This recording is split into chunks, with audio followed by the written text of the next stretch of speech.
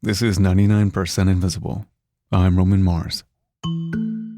Eric Molinsky has reported a few episodes for us over the years, and he has his own great podcast called Imaginary Worlds that we've featured a couple of times. Imaginary Worlds has a very special place in my heart because it is the podcast I listen to the most with my boys, Maslow and Carver, because it covers all the sci-fi and fantasy subjects that they love, like D&D and Doctor Who and LARPing, in a really thoughtful and entertaining way. And like every great show, it's about those things, but it's really about who we are as humans through these worlds that we create and share. Now, earlier this year, Imaginary Worlds produced a story about the thing that is most near and dear to my boys' hearts, and that's the card game, Magic: The Gathering. I just called Magic a card game, but if you spend any time around someone who loves Magic, you know it is way more than a card game. It is a way of life. I'm pretty sure it rewired my son's brains. I've wanted to cover Magic on 99PI for a while now, but Eric did such a great job with it, it made more sense to share his version and introduce you to another great podcast that you might not know already. Okay, enjoy. You're listening to Imaginary Worlds, a show about how we create them and why we suspend our disbelief. I'm Eric Molinsky. And this is Nat. Hello, my name is Nat Neil Bale. Nat is teaching me how to play Magic: The Gathering at the Brooklyn Strategist, which is the same game shop where I learned to play Dungeons & Dragons a few years ago. But where D&D is a role-playing game, Magic is very much a card game. And by the way, Magic is the shorthand that most people call Magic: The Gathering, so I'm going to mostly call it Magic in this episode. Yeah, at the simplest level, there are two basic types of cards in Magic: lands and spells. In some ways, Magic is like any card game. You need a combination of luck and skill to win, and it's usually played with just two people. But it is not a generic deck of cards. Each of the cards has a creature, or a spell, or a magical artifact on it that you can use to attack your opponent. And some cards represent the source of your magic, which are lands. The more land cards that you have, the more magic you can wield against the person sitting across from you. And your goal is to knock your opponent from 20 points to 0 points. Sound simple? It's not. It's really, really not. So when you play, you always have 7 cards in your hand that you're taking from a deck of 60 cards. Well, that deck of 60 cards is something that you custom make, because the company that makes Magic: The Gathering, Wizards of the Coast, has put out over 10,000 possible cards to choose from over the last quarter century. And there is a central mythology that unites those thousands and thousands of cards. Because Magic: The Gathering takes place in a multiverse, and some of the cards represent planewalkers, the main characters of the game who can jump from one parallel universe to another. Now, I always knew that Magic: The Gathering was huge, but I had never done an episode about it because I was kind of intimidated. Like when I used to go to the Brooklyn Strategist to play D&D, we'd all be role-playing our characters like we're in some kind of medieval improv troupe. And then I'd look at the table where these people were playing Magic: The Gathering, and it was like they were speaking a whole other language. Now, this year is the 25th anniversary of Magic: The Gathering, and it amazes me the game is still so popular. Not that there's anything wrong with the game itself, but it was developed by this mathematician named Richard Garfield in the early 90s, when there was very little competition from video games. And now so many analog games and toys that used to be pretty solid are struggling to compete against PlayStations and iPad apps. And Magic does have an app, but the handheld card game is still the main focus. And they are not struggling to compete. I mean, Magic: The Gathering has been on an epic run where each year is more profitable than the last. So I had 2 questions about the game I was really curious about. First, why has it survived the onslaught of digital entertainment? And secondly, how do you create a sense of story and world building in a non-sequential card game? And does all that mythology and world building make for a better card game? Or is it something that players ignore when they just focus on winning? Well, to answer those questions, I went straight to the top, to the head designer for Magic: The Gathering, Mark Rosewater. I'm pulling out the driveway. We all know what that means. It's time for another drive to work. Okay. By the way, that is how he starts every episode of his podcast as he drives to the office outside Seattle, talking about different aspects of the game. And he doesn't just do a podcast. Mark is out there on every media platform, talking about Magic, answering questions from players. He is a force of personality. Now, Mark has been with the company since the mid-90s, just a few years after Magic the Gathering came out. And I have to say, in all of my years of interviewing people, I don't think I've ever met anybody who so unabashedly loves their job as much as Mark does. My job is to come up with really cool things that will make players really, really excited, and then I have to not talk about it for 16 to 24 months usually. For example, last December, we put out a project called Unstable, which is kind of like a humorous take on Magic. I'd been working on this project for 7 years, and I had to not talk about it for 7 years. And so when I finally got to talk about it, people are like, wow, you're so excited. I'm like, I've been waiting to talk about it for 7 years. Now, one of the reasons why Magic has stayed popular all these years is because the game never stops evolving. As I mentioned earlier, the premise of the game is that there are these parallel universes called planes, and the frequency in which Wizards of the Coast has introduced these new planes has gone from every couple of years to every year to now sometimes twice a year. And, in the beginning, Magic was relying on all the standard fantasy tropes that you would see in a game like Dungeons & Dragons. But as they kept introducing new worlds more and more quickly, they kind of ran out of those fantasy tropes. And so they've also had to be more creative in terms of what they bring into the fantasy genre. Like in one of these parallel universes, everything's made of metal. Or another one of these parallel planes is like a steampunk version of India. But, as Mark says, a set of cards is a very challenging way to tell a story. Not everybody sees every card and they don't see them in the same order. So what we've done is we tend to use our cards to build the environment, to build the world, to flesh out the world, and hint at the story, and then we tend to tell the story through other means. Like on the Magic the Gathering website, there's a lot of extra material explaining what is going on in these different worlds. But eventually they decided to up the ante on the design of the cards. So when you encounter a new deck, you automatically feel something about this world without having to read the backstory behind it. We want to figure out what the emotional core of the experience is going to be. That the mechanics aren't just about doing something, they're about making you feel something. And it really got into the idea of, we're going to go to a gothic horror world and we're going to make you afraid because it's a gothic horror world. Or we're going to go to a Greek mythology world and you're going to be a hero and go on adventures and make something of yourself. Now, there are 3 basic elements to each card. First, there's an illustration, which is about 2 by 2 inches. But there's so much drama and story going on in those little paintings. I mean, looking at them, I get sucked in like it's a movie. The second element to every card is the statistics as to how this creature or spell or artifact will function as a card.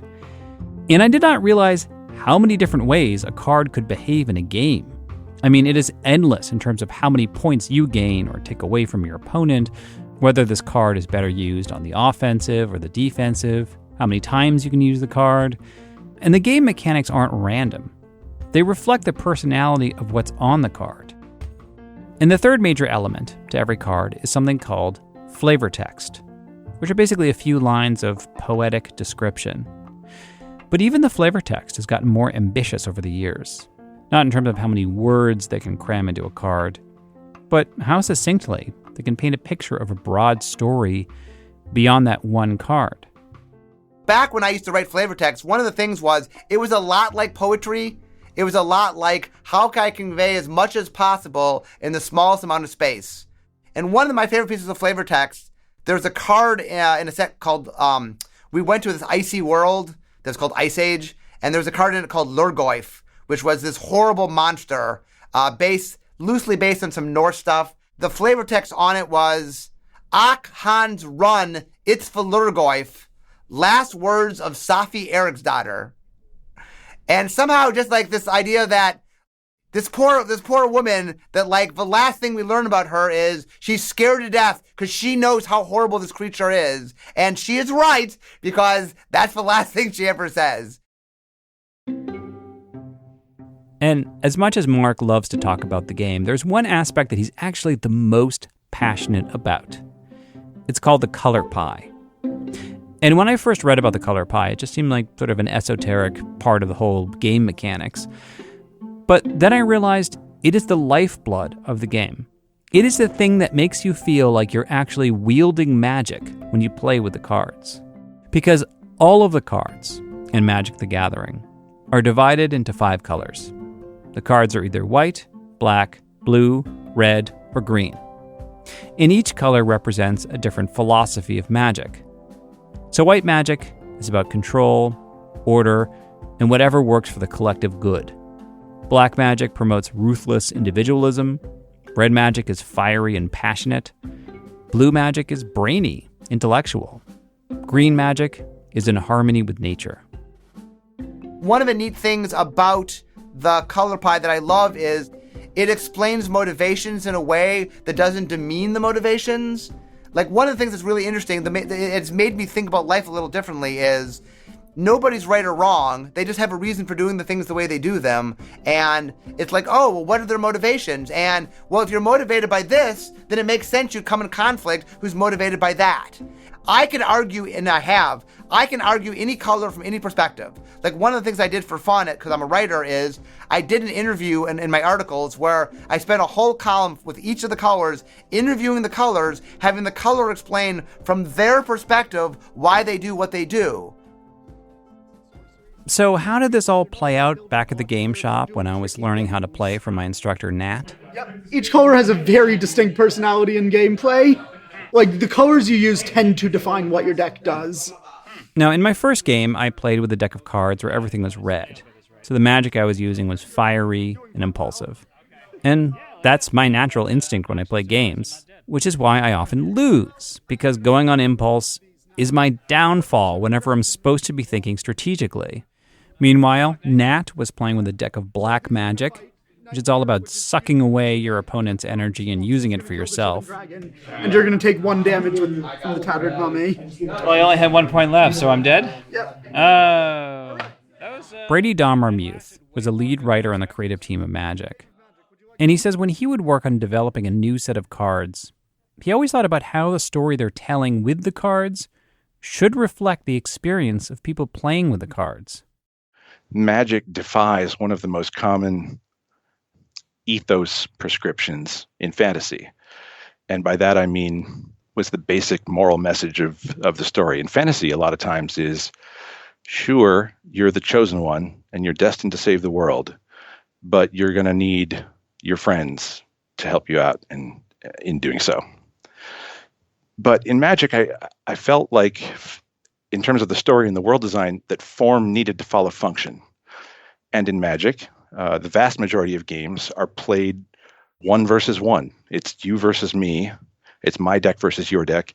And either you're going to win or I'm going to win, which to me suggested a different ethos, which is, sure, of course you have to have friends. That's super important. But in the final fight, when it matters, you're going to have to fight alone. In fact, he thinks that Magic is often misrepresented as a fantasy game, because traditionally, fantasy has been pretty black and white in its morality. But when you play Magic the Gathering, you're not automatically a villain if you use black magic, and you're not automatically the hero if you use white magic. And in that sense, he thinks Magic the Gathering actually reflects science fiction, which has a long history of being morally ambiguous. Mark Rosewater and I have talked about that many times, about how Star Wars is a fantasy story in sci-fi clothing, whereas Magic is a sci-fi story in fantasy clothing. So, like, right now... Back at the game shop, I used red magic, and I lost. So I started using a deck of blue cards, where the spells and creatures are brainier and trickier. And by the way, when you play the game, you actually can play any combination of colors, but since I was a newbie, Nat felt that I should just play one color at a time. And when I switched from red magic to blue magic, I couldn't believe how differently the cards worked. And I felt like I was relying on a different part of my brain. And my teacher, Nat, had also switched from black magic to white magic, and I felt like I was playing against a different opponent. I feel a little overwhelmed right now. No, sorry, Magic can do this. No, it's fine. It's just like there's so many. Every card has so many like levels to it. Yep, it's all good. This game takes a long time to learn. It's a very, very complex game. But that's when I realized how story can come into this. Because to be a good Magic player, you need to know why your cards behave the way they do. And to do that, it's really helpful to go on the Magic website and read the lore behind your cards. One of the pushes in the stories in the last 5 years or so, I believe, was to make the cards reflect story events more aggressively, so that just by playing the game and watching what the cards do, you can effectively learn how the story went. In fact, online, I found that some Magic players had created fan art where they imagined, what if Harry Potter or the Marvel Cinematic Universe were cards in Magic the Gathering? And these characters that we know so well, like Harry Potter or Thor, it's kind of cool to see how they could be condensed into a single card and summarized with an illustration, a bunch of statistics about their strengths, weaknesses, and powers, and a few choice lines of flavor text. But when he was working on the creative team, Brady Dommermuth always kept in mind that Magic is not a movie or a book reverse engineered to be a game. It is, first and foremost, a game. One of the challenges for me in designing Magic Worlds, one of the reasons why I undervalued plot, is because I think that plot and games are not friends. Your ability to self-direct, your ability to make the choices that you want to make, your ability to explore the world how you see fit, or to choose the cards for your own deck, or to decide how you want to win the game through finesse or through stealth or through brute force. Those are super powerful things, and plot subverts autonomy. And I learned in my second round of playing the game that this blue intellectual Magic was a good fit for me. I avoided all my worst impulses, and I became a better strategist. In fact... But we also have this issue of I take 8 damage from Sphinx of Magosi to my 2 life. So you're dead? Yep, a little bit. Wow. So game over then. Yep. Oh my God, I can't believe it. Yeah, I'm definitely quitting at the tie. I'm not going to go for 2. I'm not going to go for best of 3. There is more to the Magic saga, including some growing pains and the strange pitfalls of intense fandom. Plus, you're going to hear from a couple kids who always have something to say when Imaginary Worlds on 99% Invisible continues after this. From Imaginary Worlds, here again is Eric Molinsky. Liz Leo used to work as a graphic designer on Magic the Gathering. And this was a dream job for her, but it also meant a lot of scrutiny. When I had, millions of people see my first expansion symbol or my first card frame design and then consequently complain about what they didn't like about it, I had to remind myself that millions of people were playing with this thing I designed. And yeah, some people are going to be vocal and not like it, but it just shows how much they care about the game that they're playing. But I can't sugarcoat it either. I mean, there are certainly some toxic players, and Wizards has banned them, or at least been working on their terms of service in terms of what they can do. Now, overall, Liz loves the Magic community. She even went on a Magic cruise once. But then she has moments like this, where she once went to an event and sat down to play a game. The guy across from me while we were drafting asked how I got into Magic. And I thought that was a nice question, and I responded and told him the answer. The answer is that she learned to play from an all-female group called the Lady Planeswalker Society. But the guy didn't seem to care. He just said, I didn't think girls were into Magic. And that was the end of the conversation. What a small, innocuous comment. Like, in his head, he probably didn't even think it was anything, but I still remember it because it just made me feel even more a little bit like, wow, should I not be here? And that when you're already playing a game where you have to be 100% on your A game in terms of your mind and strategy, it can be a hurdle to overcome. As sci-fi fantasy spaces have become more inclusive over the years, there's been an ugly backlash. In video games, the Hugo Book Awards, cosplay, Star Wars fandom, and a huge community like Magic the Gathering has not been immune to those problems. But that said, The game has always gotten praise, since the beginning, for having diverse characters on the cards. But over time, the creative team realized that they needed to be even more inclusive. Ali Medwin is an editor and designer who mostly works in Magic's digital division. And a few years ago, an intern came up to her with an idea. What if they created a trans character for a new deck that they're working on? I realized this is what we want representation to look like. Like this is a pretty natural flow. Like, this is not shoehorned in. This is not tokenized. This is a natural extension of already established things about this setting. They brought the idea to James Wyatt, who is a senior creative designer on the story team.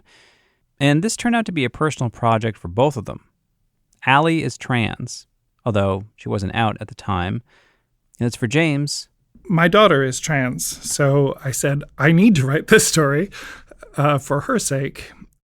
Ali and James really wanted this character, who's called Alesha, to be a fierce warrior. In fact, the card's official title is Alesha Who Smiles at Death. And the illustration on the card shows Alesha in full armor, leading the charge with her army of the Marduk clan. One of the things in Magic that I love about our game is that we don't tend to put boob plate on our women. So you can't really tell what her physiology looks like. James wrote the backstory for the website, and the biggest plot point that they argued over was whether an antagonist should confront Alesha about her identity. There was some sense, and I've heard some people say this since the story was published, that maybe it would have been better if Alesha was just accepted for who she is with no question at all. But we did end up with a character in the story who challenges her and says, you're just a boy who doesn't know who he is, which is a terrible, awful thing to say. And to my daughter, it was really important that that was there because she wanted to have a character come to realize Alesha's worth and value and identity as who she is. A funny little thing I remember discussing early on is that Alesha was a good fit for the Mardu for two reasons. And one is that idea that they claim a war name, and the other is the fact that they don't use blue magic. Because in the world of Magic, the Gathering, if you have access to blue magic, blue is partially about transformation. And so it would actually be really easy to change your identity, change your appearance, change your body. And we wanted her experience to reflect better the experience of real trans people in this world without access to blue magic. Yeah, I'll tell you what, if I had blue magic, my life might have gone a little differently. A lot of people's lives might have gone a little differently. My daughter has actually designed a D&D spell that will allow that. Nice. As a permanent transition. Nice. When they finally put the card out there, they were a little nervous about how the Magic community would react. But there was so much positive reaction that I still cry thinking about it. It was overwhelmingly positive. You know, maybe one comment in 50 was negative. The overwhelming majority was positive. The creation of this character, Alesha, also had a big impact on Ali. I lived what a lot of trans people call stealth for a long time. That is, I didn't talk about being trans. I didn't let people know. I kept it a secret without, actively lying about it. I came out about halfway through the process, and it was incredibly rewarding. It was incredibly relieving. Without Alesha, I would still probably be stealth, which, look, I'm not going to say doesn't work for some people because it does, but I felt it as a burden, and Alesha was able to save me from that. But Alesha isn't just a character in a story. She's a character in a game. And her game mechanics are cool. I mean, she can help you resurrect other cards that you've already used up. And that's something that Ali really appreciates about Magic, the way game mechanics inspire character development and vice versa. It takes the design in directions that we wouldn't necessarily ever get to without the desire to figure out how to express an idea through the mechanics of the game. I think that it would be possible to put different stories on, although I really love the stories that we've got. But if you didn't have any story on these cards, you'd be missing the soul of the game, really. So I came into Magic the Gathering wondering two things. Why is this game still so popular 25 years later? And what is the role of storytelling in a card game? And I think that the reason why Magic has been so popular isn't just the story within the cards or the story about the cards, but the brand new story that emerges every time someone plays the cards. The real story of a game is what happens to the player. And Brady Dommermuth says that is increasingly rare. I mean, so many video games today are behaving like 5-hour movies that give the player very little autonomy.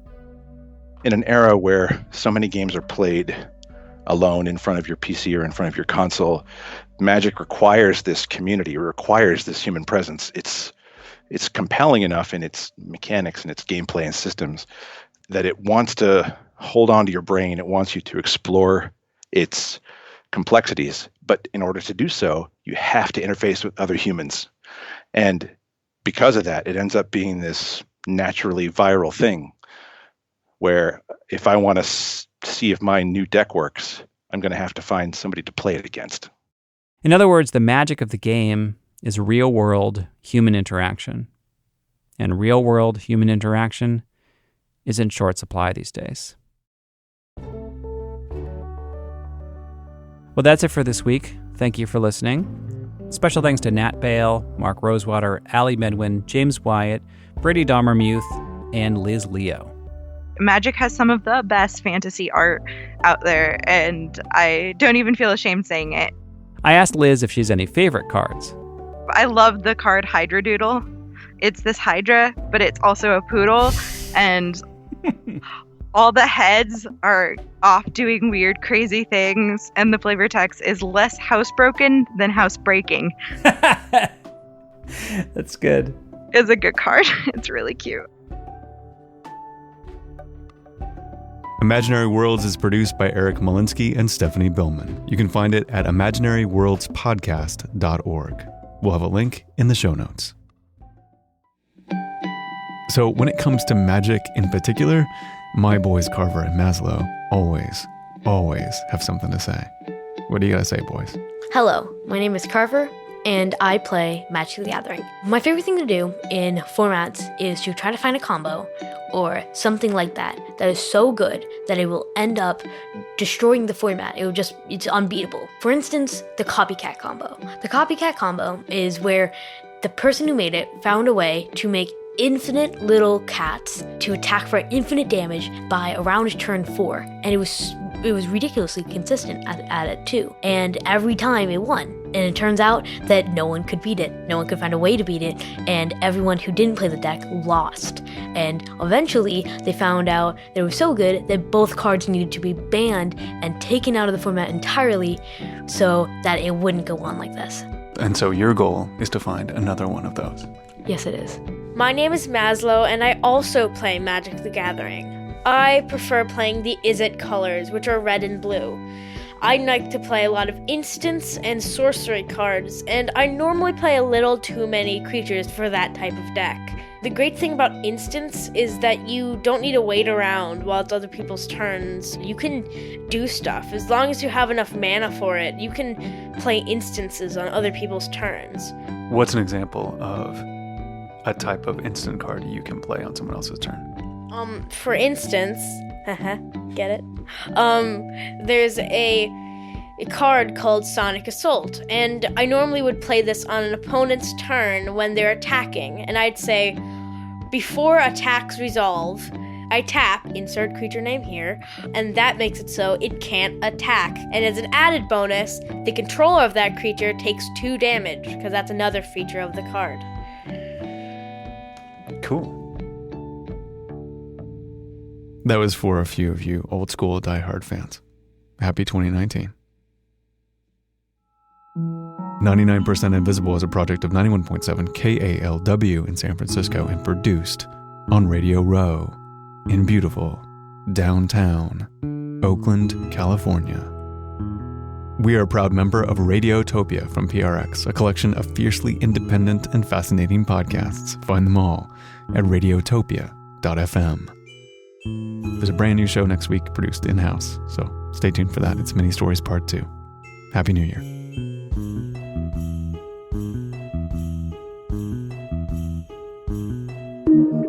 Radiotopia.